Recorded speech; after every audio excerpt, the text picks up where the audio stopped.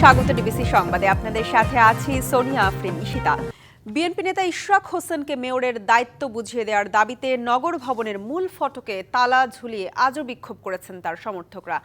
এছাড়া সকাল 10টা থেকে বিকেল 4টার আগ পর্যন্ত গুলিস্তান মাজার এলাকায় সড়কের একপাশ বন্ধ করে চলে বিক্ষোভ। কাল সকাল থেকে বিকেল 5টা পর্যন্ত আবারও ব্লকেট কর্মসূচি দেওয়া হয়েছে। এদিকে দক্ষিণ সিটির মেয়রের শপথ নিয়ে আইনি জটিলতা আছে জানিয়েছেন স্থানীয় সরকার উপদেষ্টা।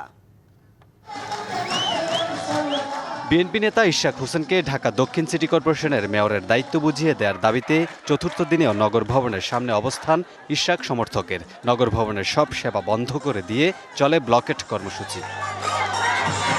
ব্যানার ফেস্টুন নিয়ে নগর ভবনের সামনে সড়কে জড়ো হন তারা। প্রধান ফটক আটকে ট্রাকের উপর সাউন্ড সিস্টেমে গানের আসর বসান আন্দোলনকারীরা। ইশরাক হোসেনকে মেয়রের দায়িত্ব বুঝিয়ে দিতে সরকারের বিলম্বকে উদ্দেশ্যমূলক বলে অভিযোগ করেন তার সমর্থকরা। ইঞ্জিনিয়ার ইশরাককে যদি শপথ গ্রহণ না করায় তাহলে আমরা এর চেয়ে কঠিন আন্দোলনের নামবো। যতদিন পর্যন্ত আমাদের মেয়রকে বুঝায় না দেবে ক্ষমতা ততদিন আমরা থাকবো। দাবি মানা না হলে ব্লকেট কর্মসূচির মাধ্যমে পুরো ঢাকা অচল করে দেওয়ার হুঁশিয়ারি আন্দোলনকারীদের। অবিলম্বে যদি শপথ না নেওয়া হয় তাহলে আমরা এই ব্লকেট প্রোগ্রাম আরো বিস্তৃত করবো ইনশাল্লাহ। এই ব্লকেট প্রোগ্রাম সচিবালয় পর্যন্ত ছড়িয়ে যাবে এবং দেশের সারা ঢাকা শহরের মানুষ এতে ভোগান্তি হবে।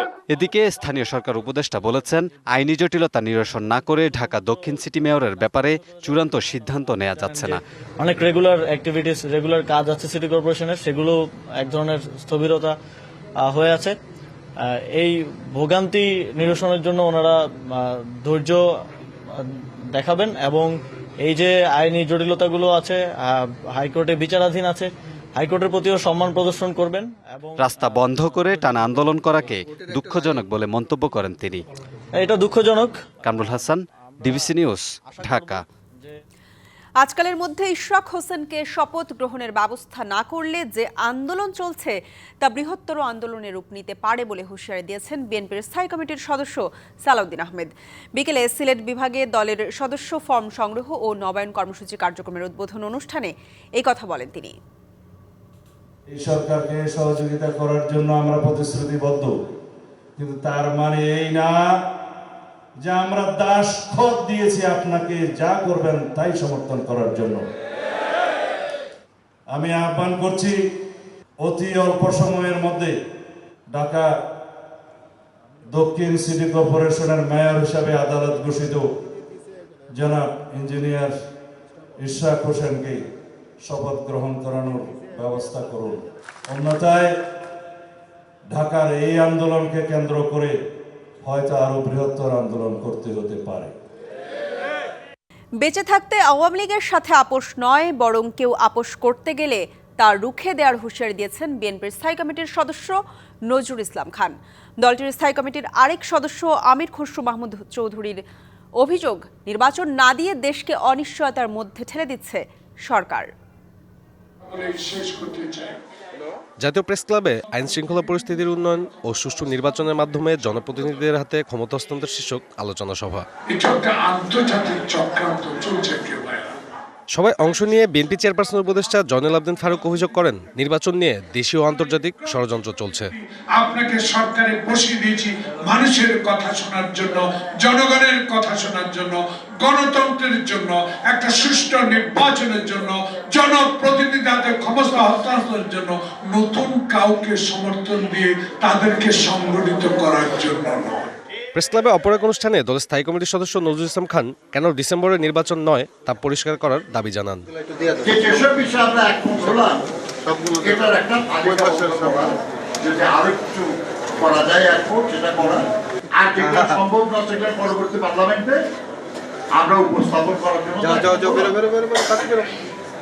তাহলে আপনি নির্বাচন ডিসেম্বরের মধ্যে করতে বাধাটা কোথায়?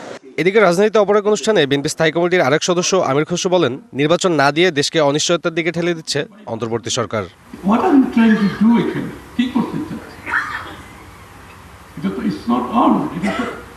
দেশটাকে সম্পূর্ণ একটা অনিশ্চয়তার মধ্যে, এবং সিগন্যাল হচ্ছে কি দেশটা একটা অনিশ্চয়তার দিকে চলে যাচ্ছে। সেটা বাজেট বলুন, আপনি ইকোনমিক পলিসি বলুন, কিছু তো কাজ করবে। আমাদের তো ইকোনমিক পলিসি আছে, অন্য পার্টির দেশের অর্থনৈতিক উন্নয়ন, বিদেশি বিনিয়োগ সহ সার্বিক উন্নয়নকে এগিয়ে নিতে নির্বাচিত সরকারের বিকল্প নেই বলেও জানান আমির খসরু মাহমুদ চৌধুরী। সাব্বির রোজ, ডিবিসি নিউজ, ঢাকা। বিএনপির রাজনীতি চলে আওয়ামী লীগের টাকায়, এমন মন্তব্যের জন্য এনসিপি নেতা হাসনাত আব্দুল্লাহ 1 সপ্তাহের মধ্যে ক্ষমা না চাইলে কুমিল্লায় তাকে অবাঞ্ছিত ঘোষণার হুঁশিয়ারি দিয়েছে বিএনপি।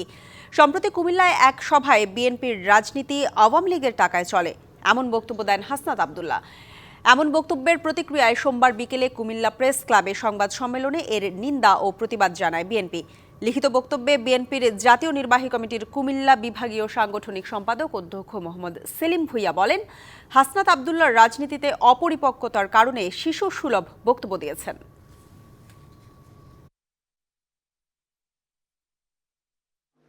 সুতরাং সে যদি তার বক্তব্য প্রত্যাহার করে নিঃশর্ত ক্ষমা না যায়, তাহলে তাকে তার বিরুদ্ধে আমার মনে হয় না যে সে কুমিল্লার কোথাও মিটিং মিছিল করতে পারবে।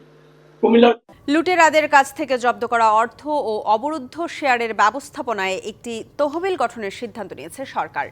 এই তহবিল থেকে ব্যাংক থেকে লুট হওয়া অর্থ আমানতকারীদের ফেরত দেওয়া হবে, আর বাকিটা দরিদ্রদের কল্যাণে ব্যয় হবে। প্রধান উপদেষ্টার সঙ্গে বৈঠক শেষে সংবাদ সম্মেলনে এসব তথ্য জানান বাংলাদেশ ব্যাংকের governor doctor Ahsan H Mansur. বলেন, কোনো অনুমতি ছাড়াই 650 কোটি ই-মানি তৈরি করেছে নগদ। 5 আগস্ট পট পরিবর্তনের পর থেকে দেশে আলোচনার কেন্দ্রবিন্দুতে লাখ লাখ কোটি টাকা পাচারের ঘটনা। বিভিন্ন তদন্তে বিগত আমলের প্রধানমন্ত্রী সহ অন্যান্য মন্ত্রী, এমপি, ব্যবসায়ীদের বিরুদ্ধে উঠে এসব পাচারের অভিযোগ। বাংলাদেশ ব্যাংক, দুদক, সিআইডি সহ কয়েকটি সংস্থা মিলে সমন্বিত তদন্ত চালিয়ে যাচ্ছে। জব্দও করা হচ্ছে বিপুল পরিমাণ অর্থ। এমন প্রেক্ষাপটে প্রধান উপদেষ্টা ডক্টর মোহাম্মদ ইউনূসের সভাপতিত্বে সোমবার পাচার করা অর্থ পুনরুদ্ধারের অগ্রগতি বিষয়ে বৈঠক অনুষ্ঠিত হয়। পরে ফরেন সার্ভিস একাডেমিতে সংবাদ সম্মেলনে বাংলাদেশ ব্যাংকের গভর্নর জানান, লুটেরাদের জব্দ অর্থ ও অবরুদ্ধ শেয়ারের ব্যবস্থাপনায় একটি তহবিল গঠনের সিদ্ধান্ত নিয়েছে সরকার। লক্ষ্যটা হচ্ছে একটা ফান্ড প্রতিষ্ঠা করা, যে ফান্ডের টাকা দিয়ে ব্যাংকগুলোকে আমরা ক্ষতিপূরণ দিতে পারবো, আর বাকি টাকা যেগুলো নন ব্যাংক রিলেটেড অ্যাক্টিভিটি, সেই প্রপার্টিগুলোকে তখন সরকার তাদের আরেকটা ফান্ডে নিয়ে জনহিতকর কাজে সেটাকে ব্যয় করবে। এ সময় লুট হওয়া বিপুল অর্থ জব্দ করার তথ্য জানান প্রধান উপদেষ্টার প্রেস সচিব। অ্যাটাচমেন্ট হচ্ছে স্থাবর সম্পত্তি, সেটার পরিমাণ হচ্ছে কোটি টাকায়, আভ্যন্তরীণ হচ্ছে 1,30,758.7 কোটি টাকা আর কি। বৈদেশিক অ্যাটাচমেন্ট হয়েছে $164.03 মিলিয়ন। এছাড়া গভর্নর জানান, আদালতের মাধ্যমে নগদের নিয়ন্ত্রণ নিয়ে অপরাধীরা প্রমাণ মুছে ফেলার চেষ্টা চালাতে পারে। মানি ক্রিয়েশনের ক্ষমতা একমাত্র বাংলাদেশ ব্যাংকেরই আছে, তারা করেছে, এবং it is absolutely positively illegal, এবং সেই জন্যই আমরা বলছি তারা প্রতারণা করেছে, তারা জালিয়াতি করেছে। বর্তমান সরকারের সময়েই তহবিল গঠন করে আমানতকারীদের অর্থ ফেরতের প্রতিশ্রুতিও দেন গভর্নর, যাতে আমাদের ব্যাংকিং খাত আবার ঘুরে দাঁড়াতে পারে। Redwanul Haque, DBC news, Dhaka.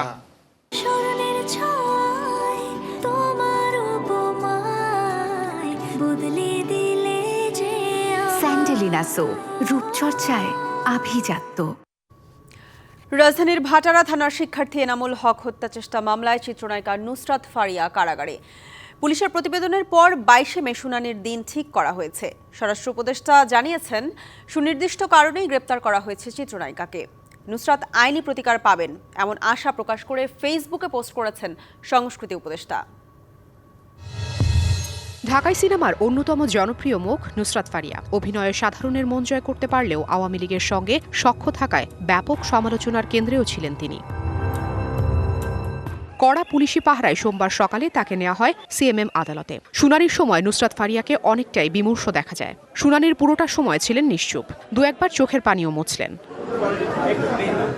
শুনানির পর তাকে কারাগারে পাঠানোর নির্দেশ দেওয়া হয়। গ্রেপ্তার ও মামলার বিষয় নিয়ে কথা বলেন আইনজীবী। এই মামলাগুলোতে আমাদের অনেক আসামি, সব আসামি কিন্তু এখনো আমরা আমাদের তদন্তকারী কর্মকর্তা তাদেরকে তদন্ত করে যাদের বিষয়টাকে তাদের সম্পৃক্ততা পাওয়া যাচ্ছে, তাদেরকে আমরা গ্রেপ্তার করছি। পরবর্তীতে আমরা তদন্ত করে দেখলাম যে সেইটার সঙ্গে তার যে অভিযোগটা সম্পৃক্ত, এই জন্য তাকে গ্রেপ্তার করা হয়। রাষ্ট্রপক্ষের ভূমিকা নিয়ে প্রশ্ন তোলেন নুসরাত ফারিয়ার আইনজীবী। আমার মক্কেল উনি দেশেই ছিলেন না, কানাডায় অবস্থান করছিলেন এবং আমরা সে সুবাদে তার পাসপোর্টের অ্যারাইভাল এবং ডিপার্চার সিল আদালতে প্রেরণ করেছি। এ সময় রাষ্ট্রপক্ষের আইনজীবী বলেন, বিদেশে অবস্থান করেও তথ্য প্রযুক্তির মাধ্যমে আন্দোলন দমনে ভূমিকা রাখা যায়, যা তদন্তে সঠিক তথ্য বেরিয়ে আসবে। তারা ফ্যাসিস্টের সঙ্গে হাত মিলিয়ে ফ্যাসিস্টকে সহযোগিতা করে যেসব জনগণ তাদেরকে ভালোবেসেছিল ওদের বিরুদ্ধে তারা দাঁড়িয়েছে। এদিকে ঘটনাকে বিব্রত আখ্যা দিয়ে সংস্কৃতি উপদেষ্টা মোস্তফা সরওয়ার ফারুকী বলেছেন, তিনি বিশ্বাস করেন নুসরাত ফারিয়া আইনি প্রতিকার পাবেন। আর গণমাধ্যমের প্রশ্নে স্বরাষ্ট্র উপদেষ্টা অবসরপ্রাপ্ত লেফটেন্যান্ট জেনারেল জাহাঙ্গীর আলম চৌধুরী বলেছেন, সুনির্দিষ্ট কারণেই গ্রেপ্তার করা হয়েছে অভিনেত্রীকে। না, গতকালে ওনারে গেছে তো আমরা ইনভেস্টিগেশন তো শেষ হয়নি। Afrin Anwar, DBC news, Dhaka. জনশক্তি রপ্তানিকারকদের সংগঠন বাইরার দুই পক্ষের মধ্যে হাতাহাতি ও সংঘর্ষ হয়েছে। ঢাকা রিপোর্টার্স ইউনিটিতে এক পক্ষ সংবাদ সম্মেলন করতে গেলে হামলা করে আরেক পক্ষ। এ সময় বাইরার সাবেক যুগ্ম মহাসচিব ফখরুল ইসলাম সহ বেশ কয়েকজন আহত হন। ভাঙচুর চালানো হয় ডিআরইউতেও।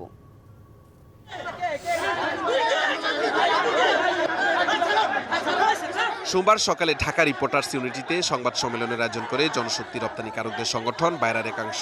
সংবাদ সম্মেলন শুরুর আগেই আরেক পক্ষ এসে শুরু করে হট্টগোল। এক পর্যায়ে দুপক্ষের মধ্যে হাতাহাতি মারামারি হয়, ভাঙচুর করা হয় ডিআরইউতে। এ সময় আহত হয় বেশ কয়েকজন। পরে আইনশৃঙ্খলা রক্ষাকারী বাহিনী সদস্যরা ঘটনাস্থলে পৌঁছে পরিস্থিতি নিয়ন্ত্রণ করে।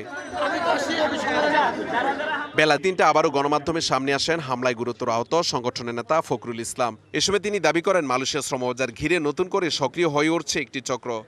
যে সিন্ডিকেট যারা করছে তারা সাবেক সরকারের মন্ত্রী এমপিরা তারা আড়ালে আছে এবং তারা নামে বেনামে করছে, এবং যারা দোষর আছে সিন্ডিকেটের এবং যারা সিন্ডিকেটের মূল হোতা যারা আছে তারাও বিভিন্নভাবে সরকারকে ভুল বুঝিয়ে এটা ভিন্ন খাতে নেওয়ার একটা অপচেষ্টা তারা করছে। নূর আলী স্বপন, আমিন নূর সহ সিন্ডিকেটদের আমার সরকারের কাছে আকুল আবেদন, এই সিন্ডিকেটদেরকে আইনের আয়তায় আনা হোক। এর কিছুক্ষণ পর সংবাদ সম্মেলনে আসেন বাইরার অপর অংশ। এ সময় তাদের বিরুদ্ধে সিন্ডিকেট করার অভিযোগ নাকচ করে দেন তারা। সিন্ডিকেটের সাথে আমরা ছিলাম না, আমরা এখনো সিন্ডিকেট চাই না। আমরা চাই মালয়েশিয়া সরকার এবং বাংলাদেশ সরকার যে নিয়মে বাংলাদেশ থেকে লোক নিতে চায় আমরা সেভাবে রাজি আছি। বন্ধ শ্রমবাজার চালু করতে 14 মে মালয়েশিয়া উচ্চ পর্যায়ে বৈঠকে অংশ নেন প্রবাসী কল্যাণ উপদেষ্টা। বৃহস্পতিবার দুই দেশের যৌথ কারিগরি কমিটির ফিরতি বৈঠক হবে ঢাকায়। Mahmudul Hasan Nazim, DBC news, Dhaka. অর্থ উপদেষ্টার সাথে আলোচনার প্রস্তাব পাওয়ায় আন্দোলনরত রাজস্ব কর্মকর্তারা সাময়িকভাবে কলম বিরতি স্থগিত করেছেন। আগামীকাল অর্থ উপদেষ্টা সহ কয়েকজন উপদেষ্টার সাথে আলোচনায় বসবে এনবিআর সংস্কার ঐক্য পরিষদ। বিকেলে রাজস্ব ভবনে ব্রিফিংয়ে এই তথ্য জানানো হয়। আমরা মাননীয় প্রধান উপদেষ্টা মহোদয়ের সান্ত্বনা নির্দেশনায় সরকারের পক্ষ থেকে আলোচনার প্রস্তাব পেয়েছি। আমরা বরাবরই বলেছি আমরা আলোচনার জন্য প্রস্তুত এবং আমাদের একটি প্রতিনিধি দল সে আলোচনায় অংশগ্রহণ করবে বলে আমরা সিদ্ধান্ত নিয়েছি।